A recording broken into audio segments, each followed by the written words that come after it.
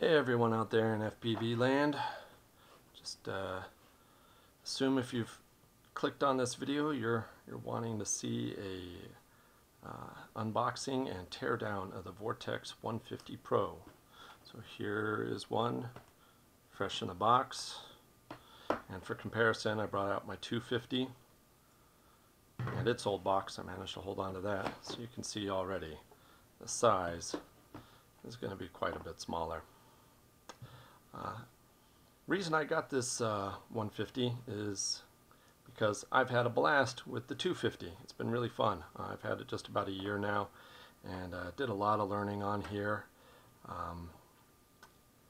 Crashed it a bunch and survived a bunch, and that's kind of what I liked about it. I can do the nuts and bolts and punching in numbers on the computer, but it's not what I really want to do. I want to be out flying as much as I can, and the plug and play kind of nature of this just really appealed to me. I like the OSD. I like that, you know, if the motors go bad, I just swap them in and out, and they have the rotor sense so you can spin it up and you don't have to fiddle with soldering and unsoldering wires. So yeah, I've had a lot of fun with this, but as I've found, more and more of the places where I'd like to fly, it's due to the FAA weight restriction, it's not the ideal thing to fly closer in around my neighborhood. So fortunately, these things have come along, the 150 size or the 250 size and smaller. And I have actually done a 122 size. This is a Hellbender from Ready Made RC. And this is where I got to do my first quad build, and it was fun. I enjoyed putting it together, but the problem is that it was burning up these 4-in-1 ESCs, and just required a lot of troubleshooting, and you'd crash it and something would burn up, and just kind of seemed finicky. I mean, it got me in under the weight so I could go fly wherever I wanted, but it was always on the bench, and I always had to work with that. For the indoor, I've been enjoying the Hellbender, the Inductrix, but you know, this thing has its limitations too. You know, it's brushed motor, so there's not as big a punch-out speed, and well, you know, it's definitely not going to come anywhere close to that. So yeah, I've been waiting for something that was kind of a plug-and-play, ready to go, just like the Vortex, but that is in the sub 250 size. So without further ado, we'll get unboxing this guy. And I'm kind of cheating because I've already unboxed one over there. I learned my lesson the first time with this, is that when you don't know what parts you're going to need and what kind of trouble you're going to run into, especially with the first batch, it's good to have a spare to keep you running, at least until you figure out what parts you really need. So here we are. Got 2 sets of the HQ props, and this one has the nuts to go on the motors. Little Fat Shark antenna, and here it is, the little guy. That's pretty cool. Yeah, a couple things that I was worried about was how heavy this was going to be. Because after building this, I really bumped my head up against adding on parts that added too much weight, or, you know, trying to get it, you know, as svelte as I could. And I kind of spent a lot of time swapping things and buying things and dropping things. So I've already checked it out, but it's actually the weight comes in at, there we go, 169, 66. We'll zero that out really quick, make sure. This isn't the most accurate scale either. Let's see. 165. So that's without the props, without the nuts and everything. So I can actually show that over here. Yeah, 184 without a battery. I only have 2 battery sizes that I was using with the Hellbender. So an 854S is going to put it over the 250 gram, which, you know, they say all up with a 4S 500 milliamp that it would be under 250. And I think I'm going to believe them, because with the 450 3S we're at 233 grams. So yeah. So I think this gets me where I need to be weight-wise to go flying pretty much wherever I want. Go ahead and finish taking the rest of the junk out of this box. Stickers, support card, receiver, maybe camera wire. Looks like mostly receivers. And some rubber bands to tell what's discharged and charged. Generally I just put all my dead packs in one bag and work the live ones from another. But it's nice that they put this stuff in here for you. Got a pretty basic instruction manual. Mostly you go online for these things now. So yeah, that's the 150. Compared to the regular Vortex 250, that is, it's quite a bit smaller, right? Especially when you look at the sides of these things, and then the motors. And just for comparison's weight, let's see here, where am I at with this guy? 436 without a pack on it. So yeah. Alright, well, I've already set the props on here kind of loosely. I'm going to take those off.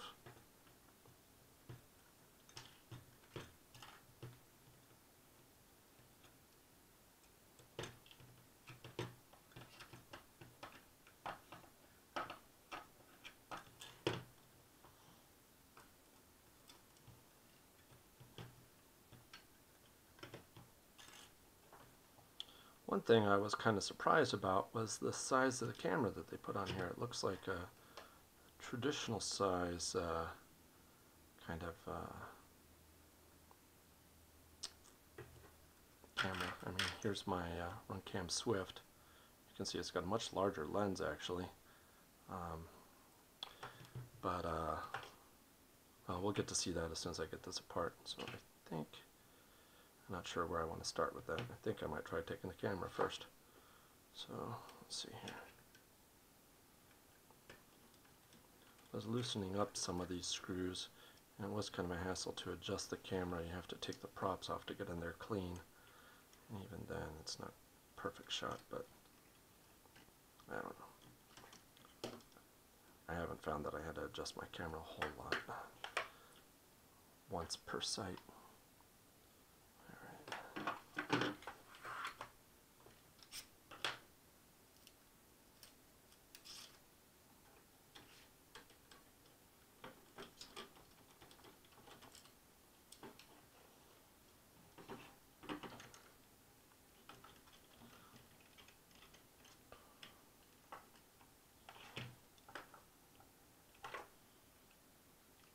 So I've got a couple more screws under here.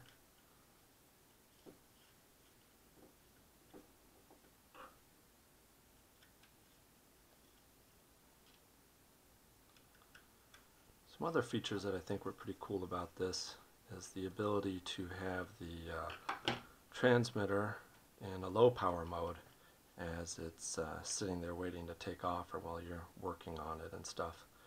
And that way you're not stomping all over your friends' channels, or, you know, during a race, which I've yet to do yet.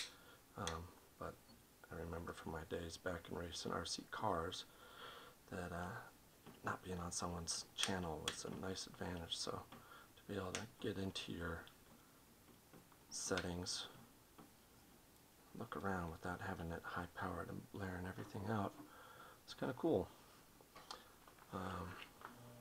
I also like the pit tool that you can wave over it to take control of things like that. Not really sure when I'll get a chance to race, but I think I'm just kind of fighting this a little bit here. Let's see here. So it's kind of just another one in beside it.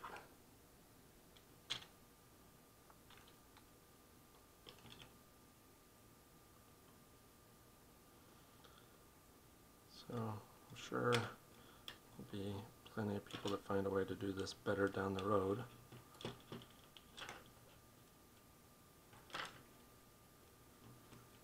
There we go. So that's against a regular Fat Shark camera. Well, this is actually the 16:9. I was using that with my Dominator V3s, but looks like the standard kind of 26mm size. It's got the OSD wires running too, not just the 3-wire. You got a 4-wire set up there. I think that's OSD. Well, we'll see. Okay, so set that aside. Alright, well, guess we'll start with small pieces and work our way in.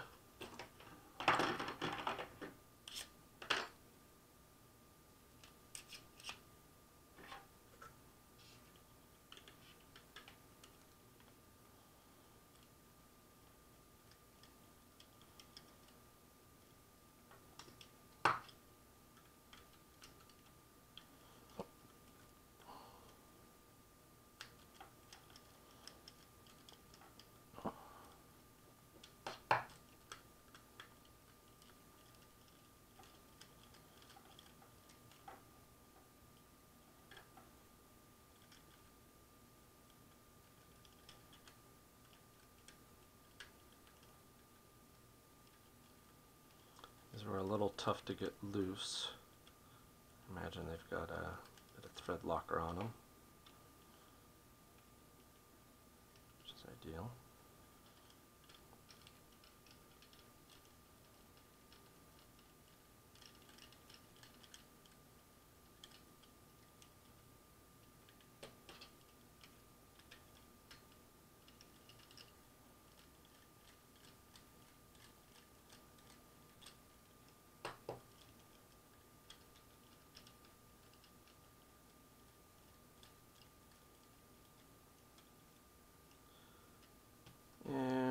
This is probably a little late to make note of this, but this is my first attempt at doing a video of a teardown. I haven't really had much of a YouTube presence, but I was really anxious to see what this thing was all about. And so if this helps anyone to figure out if this is the right purchase for them a little earlier, then I feel I might have done a little bit of good. So just bear with me while I work through this, see if my video editing gets me to a point where I can speed up this part of it at least. Okay, let's get this thing out of here. It's in my way.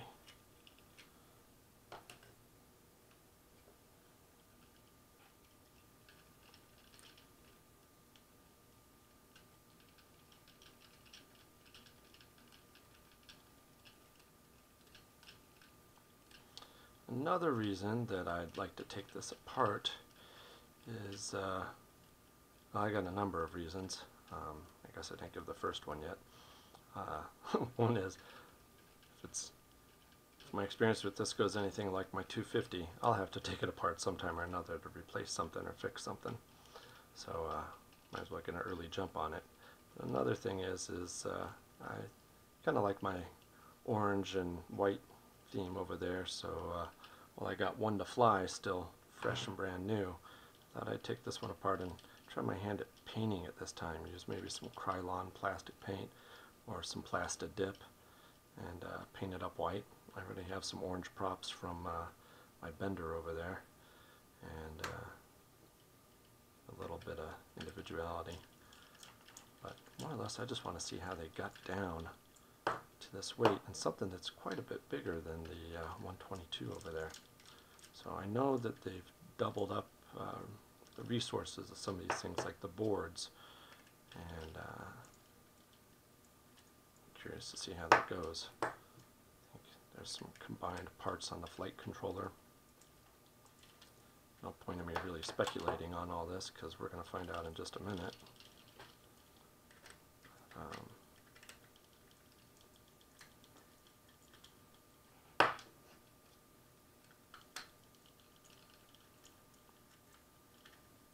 looks like the bumpers on this are the most robust part of carbon fiber on here. It's quite a bit thicker. Didn't read all the specs, but one weak spot on this 250 was this front bumper. This would snap in a really hard front-end collision, and there's been plenty of people that have 3D printed things or bought injection molded parts to address that, but it's nice to see them take an approach right out of the gate with this one, this kind of little duck bill or whatever that is there. Alright, so looks like we got another pin out, fun. So whatever fun is, guess we'll find that out. Alright, take the top plate off now. See if these are any different length. Yeah, it's just like the 250, a little bit longer on the one end versus the other. That sure does make for a really solid structure there when those go through those standoffs.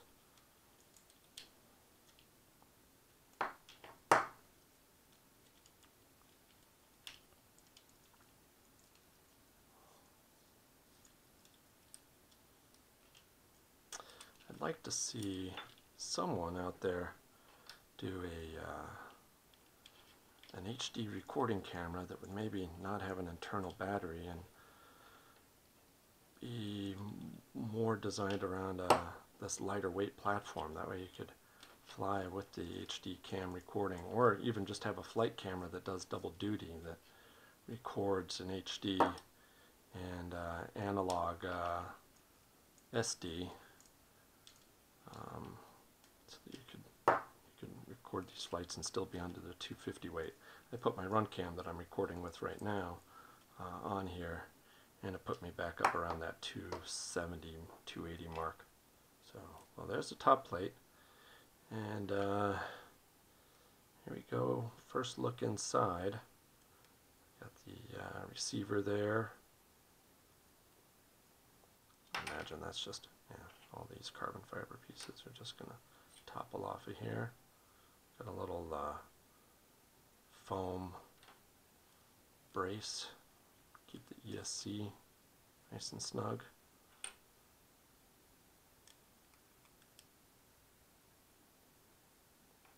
I think these are like the other, they're not asymmetrical or anything, so that makes buying replacement parts pretty easy. But truth be told, I never broke one of these plastic pieces. I did break an arm once. Twice, I think.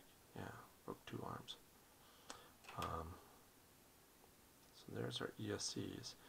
Now, I had read somewhere that it said no soldering, but as far as I can tell, these ESCs are soldered right to the board, unless they plan to, when you want to replace the ESC, send you a whole board with. So this looks to be our flight controller and our video transmitter there, with the wire going back to the antenna plug. Oh, I got a few more of these guys to do under here. So definitely a lot more compact construction here. Looks like a pretty efficient use of space. I'm happy to see that there aren't quite as many wires running around in here. That seemed to be a bit of a connection error problem on the first power distribution board. Some, like the flight camera wire, would get pinched or not seat right and then mess up.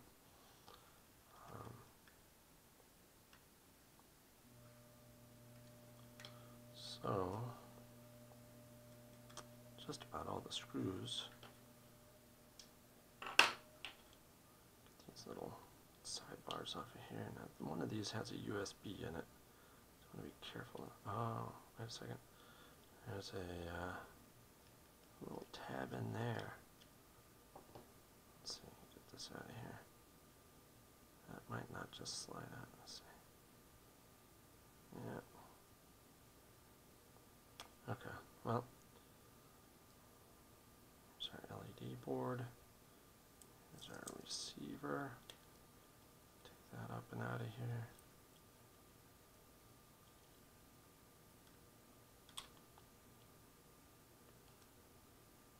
Okay, and try taking this flight controller out of here, see what's under that.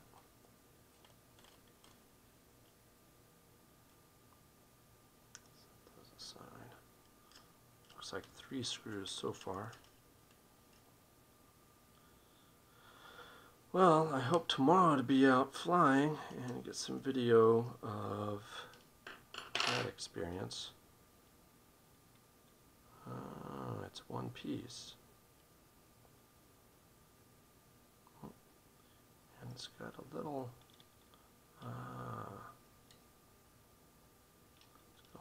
pin, ribbon cable and a pin right there. So this is, I think, with that pit wand or whatever it is. Looks like an RFID chip. It helps pick you out during a race as you go past the start finish.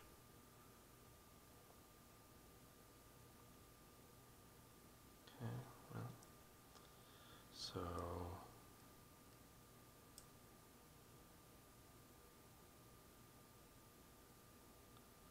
well, I don't know that I need to take that out. I think it's pretty obvious how that assembles and disassembles, but I think that's just about got it. So there it is, Vortex 150 Pro teardown, and hopefully that gives you an idea of what's in this thing. Pretty cool. Excited to see how it flies. So hopefully a day or so, weather permitting, I'll have some of that for you. Alright, well thank you very much, and hopefully this gave you enough information about this thing to go forward with that. Alright, well thank you for your time, and have fun flying.